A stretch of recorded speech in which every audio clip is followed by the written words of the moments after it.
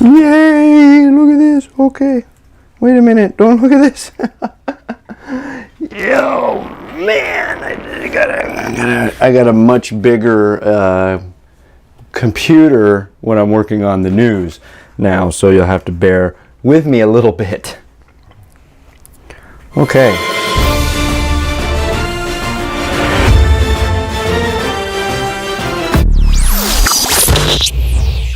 What's up, everyone, and welcome to Friday's edition of Reptile News.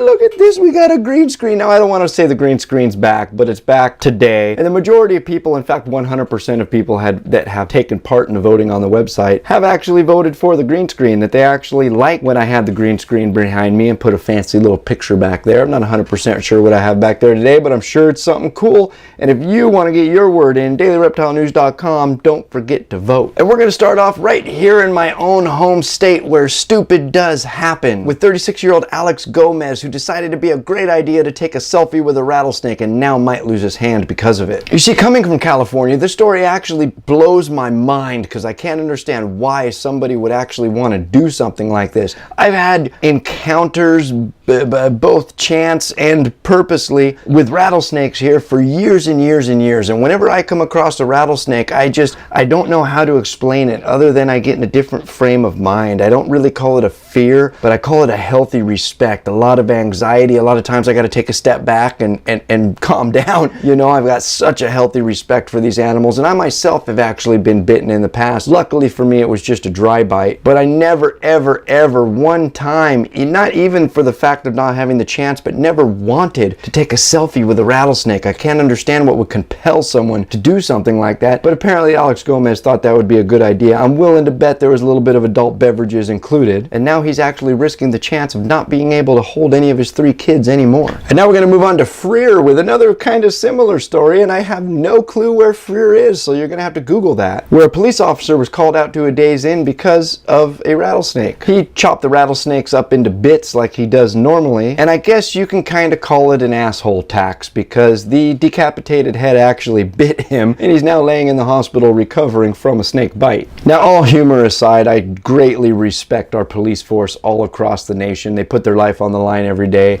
But an uneducated person, whether you've killed a million of them in the past, doesn't matter. I consider almost anybody that gets bit by him an uneducated person, because you obviously weren't educated in the consequences and repercussions of what you were doing by purely getting bit by one, let alone a dead one. Now, because I actually do care for the human race, I hope this officer gets better and returns back to the force with no ill side effects, but I also hope he thinks twice in the future, both about killing snakes and about handling a dead snake. And now we're going to move on to another story that I'm not going to spend a ton of time with because I cannot pronounce half the terminology of it, but scientists are saying they may have found a missing link in lizards. They found a fossil dating back 80 million years, apparently related to the iguana family. And they're now saying that South America's lizards could be closer related to their South African counterparts than they previously thought. Now, while I can't pronounce half the words used in this article, I'm really going to try to keep up on this because this kind of stuff really interests me. There's 2 big things about reptile news that I just go head over heels for, and that is historical science, stuff like this, as well as new species discoveries. I just love both of them, and I love keeping up on them. And I wish we heard more stories about both of them to talk about them every single day. And with that, we're going to move on to Australia, where a 35-year-old Hervey Bay man tried to smuggle a crocodile back home. Now, they do mention that this is perhaps the first time anybody has ever been caught actually trying to smuggle a crocodile into Queensland, and unfortunately this crocodile was in very bad shape when it was found, and it did later die. This all stems from a case back in November where wildlife officials searching through luggage found this man trying to smuggle a baby crocodile in his work boot. Now, unfortunately, he was only fined $5,700, and I say unfortunately because as far as wildlife crimes go,